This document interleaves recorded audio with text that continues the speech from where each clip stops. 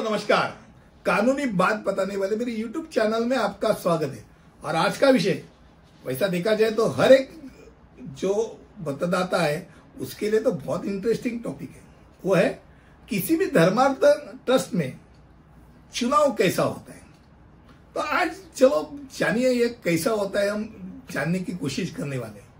पहली बात है कि हर ट्रस्ट जो होता है उसका हर एक का खुद का ट्रस्ट डीड होता है और ट्रस्ट डीड में निर्वाचित जो पीरियड है उसका कार्यकाल है वो स्पष्ट उसको निर्देश किया जाता है कि भाई 3 साल के बाद कार्यकाल समाप्त होना है, कहीं 5 साल के बाद कार्यकाल समाप्त। तो भाई तुम्हारा कार्यकाल समाप्त जब होने वाला है उसके पहले या उसके समय आपको चुनाव लेना है। अब कार्यकाल समाप्त होने से पहले भी चुनाव हो सकता है, पर वो कैसे हो, तारीख के अनुसार संडे बिंडे देख के वो इलेक्शन तय किया जाता है। अब समिति जो वर्तमान निर्वाचित समिति है वही क्या करती है, वो एक चुनाव समिति तैयार करती है। अब मान लो जैसे राज्यसभा में होता है, हर 6 साल के बाद हुआ 1/3 रिटायर होते हैं। बहुत सारे संस्था में क्या होता है, 12 अगर है तो उसमें से 6 रिटायर होते हैं। हर 2 साल के बाद इलेक्शन होता है, 2 साल के बाद दूसरे 6 रिटायर होंगे, यानी एक साखरी पद्धत रहती है उसको। अब उसमें क्या होता है, जो जिसका इलेक्शन है उनमें से 3 जन की कमेटी कर सकते हैं।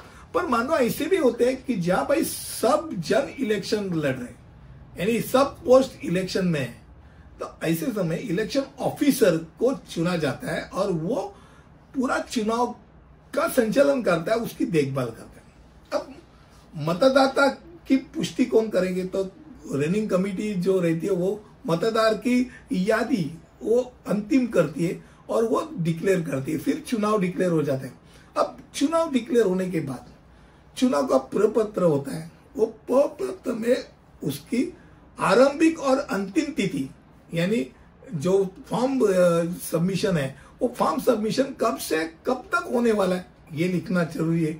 फिर उसमें फॉर्म भरने की आरंभिक और अंतिम तिथि होनी चाहिए और वो कहाँ भरने का कब भरने का वो भी होना चाहिए। फिर चुनाव अधिकारी द्वारा वो प्रपत्रों का जांच होता है, चेकिंग हो जाता है और योग्य उम्मीदवारों की एक सूची घोषित की जाती है।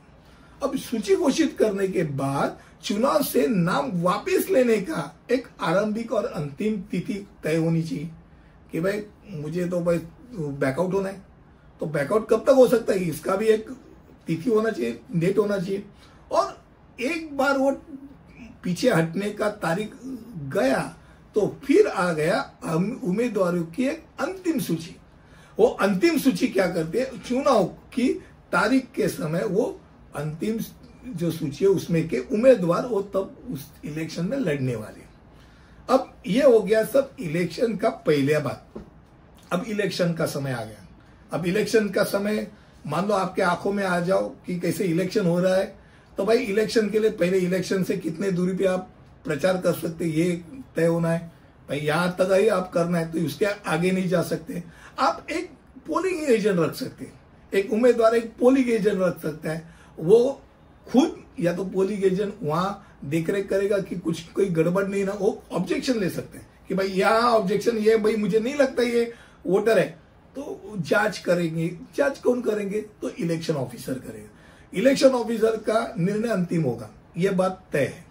अब बैलेट बॉक्स होता है, वो बैलेट बॉक्स पहले तो खाली है दिखाते हैं, भाई पूरा तो खाली है देखो पहली बार, और खाली होने के बाद वो बंद जब करते तब उसके ऊपर उम्मीदवार अपना साइन कर देते। वो बंद बैलेट बॉक्स चुनाव जब खत्म होता है वो खोलते समय दिखाते हैं भाई बंद है कि नहीं देखो, फिर खोल के वहां से जो वोटर बैलेट से सब निकालते हैं। अब जो बैलेट पेपर है, जो बैलेट पेपर पे एक ऊपर का हिस्सा रहता है और नीचे का हिस्सा, तो ऊपर का हिस्सा जो उनको रखना पड़ता है, एक 3 महीने तक रखना पड़ता है, वो उसमें उसका नाम उसका सिग्नेचर रहता है, नंबरिंग रहता है। पर वो जो परफोरेटेड के नीचे का जो भाग है उसको हम बैलेट पेपर करके जानते हैं, उस पर कुछ भी नहीं होना चाहिए, उसके चिन्ह नहीं होना चाहिए, उसका नंबरिंग नहीं होना चाहिए। भाई किसका बैलेट है, ये वोट किसका है, वो किसी को पता नहीं होना चाहिए, ये इंपॉर्टेंट बात है। तो जब वोटिंग करते समय वोटर को ये मालूम होना चाहिए भाई वोट कितना करना है। मान लो एक सेक्रेटरी का इलेक्शन है, और सेक्रेटरी के लिए 2 उम्मीदवार खड़े, तो मैंने दोनों को ही वोट कर दिया। तो भाई वोट हो ही नहीं, वो क्या हो गया, वो बैलेट वो गलत बैलेट हो गया। यानी जब मुझे वोट करना है, जो पोस्ट है, कितने पद है, तो पद के अनुसार वोटिंग करना है। अब मान लो 8 जन की कमिटी है, उसके लिए इलेक्शन होने जा रहा है, उम्मीदवार 9 है, तो मैं 9 जन को वोटिंग कर दिया तो बैलेट ही गलत हो गया। मैं 8 को कर सकता हूं, मैं कम को भी कर सकता हूं। अगर उसके लिए वैसा अगर लिखा नहीं है कि 8 ही डालना है, 8 तक डालना है, तो आप 8 डाल सकते, 7 डाल सकते, 1 भी डाल सकते, इतना याद रखो। अब ये हो गया बैलेट की बात। एक बार बैलेटिंग हो गया, अगर मान लो 9 से 11 सुबह का 9 से 11 का वक्त दिया है, तो 11 से 1 मिनट ज्यादा भी आप आएंगे, देर से आएंगे, तो आप वोटिंग के लिए आपको परमिशन नहीं दी जाएगी। यानी आपको दिया हुआ टाइम में ही आना है। अब ये टाइम में आने के बाद वो वोटिंग करेगा, वोटिंग करने का तो वो बाहर चला जाएगा। अब जो इलेक्शन का टाइम खत्म हो गया, खत्म होने के बाद वो सब बैलेट, मैंने बताया वैसे बैलेट बॉक्स दिखा के फिर खोल के वहां से वो काउंटिंग शुरू हो जाते। काउंटिंग से समय पोलिंग एजेंट या कैंडिडेट खुद आ सकता है, देख सकता है, पर इन्वॉल्व नहीं हो सकता है, वो उधर टच नहीं कर सकता। इलेक्शन ऑफिसर ही जो कुछ है वो तय करेंगे। हाँ, अगर उसको कोई ऑब्जेक्शन लेना है, वो ऑब्जेक्शन लिखित स्वरूप में दे सकते हैं। अब एक बार चुनाव ऑफिसर जो है, वो चुनाव का सब परिणाम उसने देख लिया, जो रिजल्ट है, वो रिजल्ट एक बार वो वेरीफाई करता है, और फिर बाद में क्या करता है, वो डिक्लेयर करने के लिए वो लेके जो कंटिन्यूइंग अध्यक्ष है, जो अध्यक्ष है, उसके पास वो सुपुर्द कर देते हैं। अब अध्यक्ष लेने के बाद अगर मान लो अध्यक्ष का भी इलेक्शन है और इनकमिंग अध्यक्ष कोई और है, तो जो कंटिन्यूइंग अध्यक्ष, जो अभी का अध्यक्ष है, वो क्या लेके रिजल्ट डिक्लेयर करके आने वाले अध्यक्ष का स्वागत करता है और उसके पास वो रिजल्ट दे देते हैं। एक इलेक्शन, एक नॉर्मल इलेक्शन, धर्मार्थ ट्रस्ट में जो इलेक्शन हो सकता है, उसके बारे में मैंने आज चर्चा की। ऐसे बहुत सारे ट्रस्ट होते हैं, एजीएम में हाथ ऊपर करके भी वोटिंग करने वाले भी ट्रस्ट होते हैं, पर उसमें मजा नहीं।